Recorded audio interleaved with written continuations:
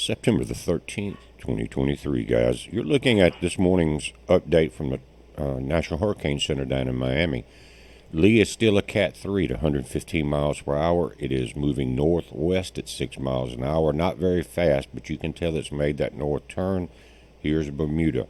Margot is a Cat 1 here at 75 knots or 85 miles per hour. It is moving north at 12 miles an hour. Now, the storm that came off of Africa has an 80% chance of formation in the next 7 days. And this thing looks like it's going to form a good storm and follow Lee's path up through here. And then we won't know its exact path, but that's what some of the models are indicating. Now, as we watch the Caribbean satellite, you can see how well overnight that center is, and they go through the cycles. We talked about that. They'll show that strong eye, then it will kind of fall apart, re-strengthen, and then that's what we're looking at.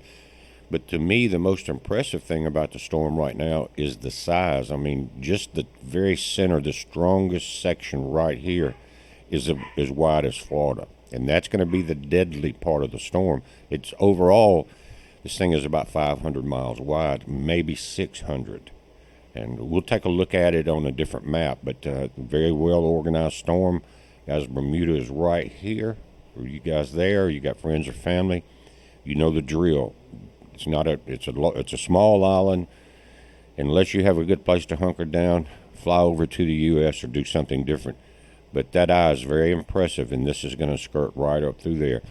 A lot of the models are coming together for a split as far as where it's coming ashore. The left side looks like it's going to get Maine, the right side Nova Scotia and New Brunswick, and then a hard turn right back out into the Atlantic on just about every model now. It's starting to come together. Now, looking at the wide Atlantic view, you can see that all three of the systems here. This one does not look that well formed yet, but it's predicted, again, 80% chance, and I think it's going to do it. All the models are now have picked this thing up, so again, a possible 1-2 punch along the East Coast. Now, this is an 8 a.m. AST time, Atlantic time update, and you can see the models are averaging right here on the Maine and New Brunswick border right there, and then a curve. Some have this thing curving a little harder once it reaches shore, like the Canadian model, cutting back out harder, but this is the average. And again, Maine to the left, Nova Scotia, New Brunswick here, just as it moves up through this area. Now, what's interesting is the size of the hurricane force winds. That's the dark brown right there. This block that you're seeing, the longitude and latitude block, is 625 miles wide at this point. It narrows down because we're on a globe, and all of these lines start narrowing at the top of the any map that you look at.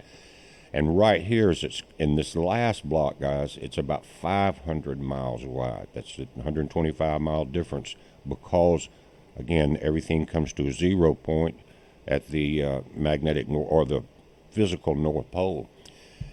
So you've got hurricane winds here that are at least 350 to 400 miles wide, and then the tropical storm winds here are over 700 miles wide at this point. Check that out, guys. Again, 2 a.m.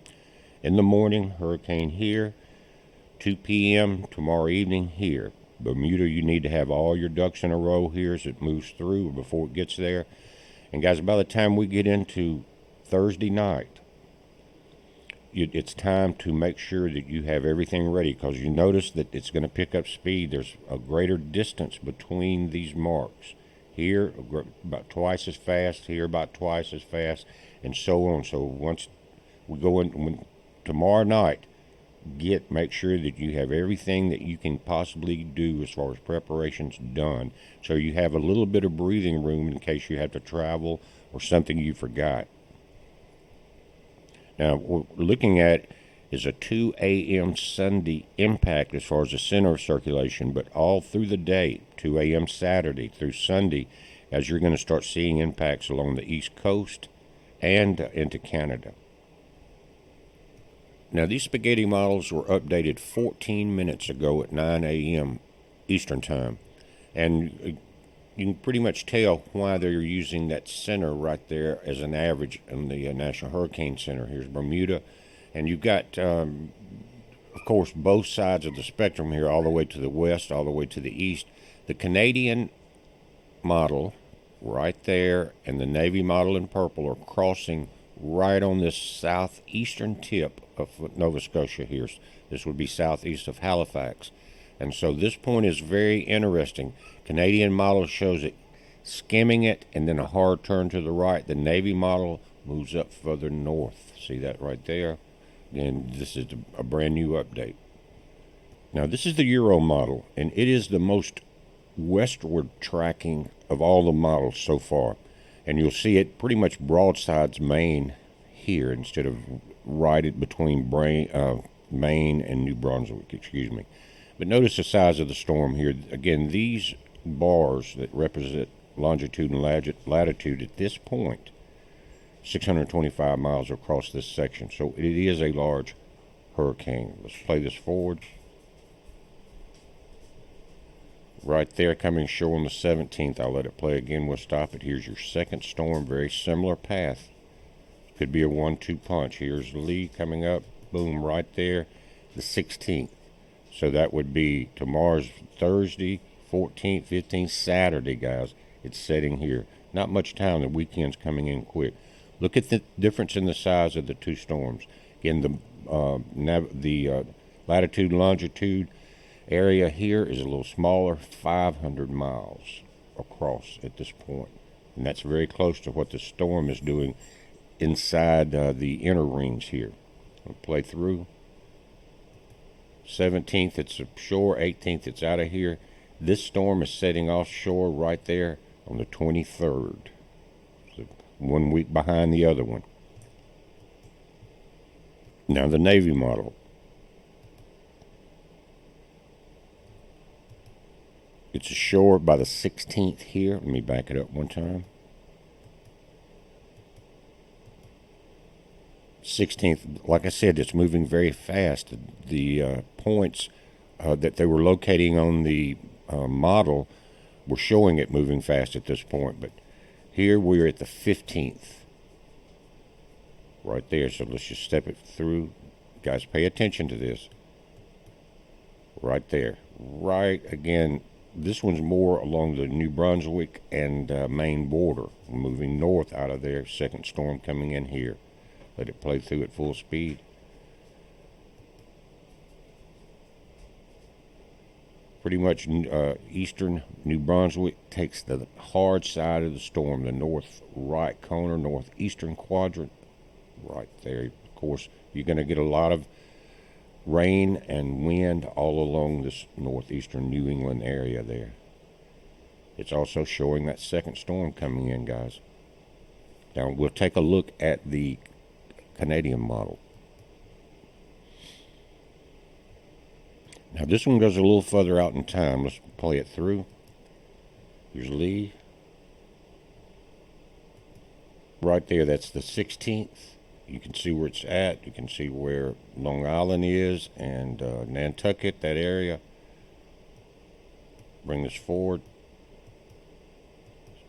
Impact 16th. Look at that. It looks like it's almost going to come ashore and into Maine here.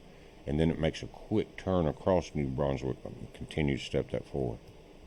See how it's turning right there, scraping the entire island of Nova Scotia.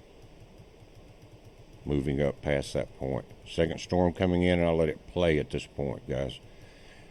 They're showing it because it goes further out in time, and we're too far out in time to know exactly where the second storm will go, but it's showing it curving here without making any landfall. See that? Tying in with a larger area that's going to give the UK a lot of wind and rain in the next few days. This high pressure area is going to kind of die down to the south. Guys, you're looking at Libya. It just suffered 2 dam collapses. 2,000 people have been found dead. 8,000 more are missing and possibly dead. And this is from what they call a metacane in the Mediterranean. Think of this. It came in from the west side, formed and swept back towards Israel and along the southern sections of the Mediterranean and caused this problem. How many times have we ever seen or heard about a metacane? That's what they're calling it. I have never, I have never seen it. I'm not saying it's never happened, but if you guys have seen it before, let me know in the comments. Now, this is AccuWeather. It's a CNN update. It says around 2,000 people have died, and now it was 8,000 last night. 10,000 are believed missing after Storm Daniel, a biblical name in a biblical area, dumped so much rain on Libya's northeast that 2 dams collapsed, sending water flowing into already inundated areas. Tamar Ramadan, head of the International Federation of Red Cross and Red Crescent Societies in Libya, gave the numbers of missing people during a briefing to the reporters in Geneva, Switzerland on Tuesday. The death toll is huge, she said. Guys, you can, if you haven't been keeping up with the floods worldwide, China, Greece, the U.S., the Northeast is catching. Yesterday they were getting roads washed out and bridges washed out up there, guys. Let us know how you're faring in the northeastern sections of the country. It says in the eastern city of Derna, which has seen the worst of the devastation, as many as 6,000 people are missing. Othman Abdujal, health minister in Libya's eastern administration, told the Al Masr TV. Whole neighborhoods are believed to have been washed away in the city, according to authorities. Again, 2 dams broke. They said the situation was catastrophic. The bodies are still lying in many places. Here's another image of the flooding there. Guys, a lot of souls are being taken at this time. A lot of people are being taken off this planet. You look at Maui. Look here. Again, all over the planet. It's we're getting into those times. It's time to be aware of what's going on. Remember the end-time battle. It won't be man against man. It will be us against evil spirits. And I've got a video coming up about that, guys. I think it's going to be very good, very informative, and I'm working on it. I want to get it right before I do it. But, guys, there are things that people need to be aware of. One of them we got to go to John to look at, and that's where I'm going to start on the video about this. But it says that you must be born again, except that's an incorrect, and I think it was on purpose to hide this, what Satan's doing. It was an incorrect Greek translation. That word in Greek means born from above, not born again. I'm not saying not. A lot of churches, let me back up, say born again is you've repented, you turned back into away from the bad things you were doing, and you're getting back right with God. That's and what they call born again. Even some definitions of that chapter have that in there, which is completely wrong as far as the meaning of that. Christ was explaining something to Nicodemus, and he was a Pharisee, if I'm not mistaken, and he said, you must be born from above. Now, that's got to do with the souls. And he said you've got to be of blood and spirit and water. And so, why do we see so many people leaving now at this time? And why did Christ tell that? Why was he saying that you must be born from above? Because, guys, if you study the fallen angels, you know a third of them revolted against God in heaven. They lost the war, and they were cast down. Billions. But when they started to try to reproduce, they never reproduced anything that had the Holy Spirit in it. They were not born from above. They cannot return.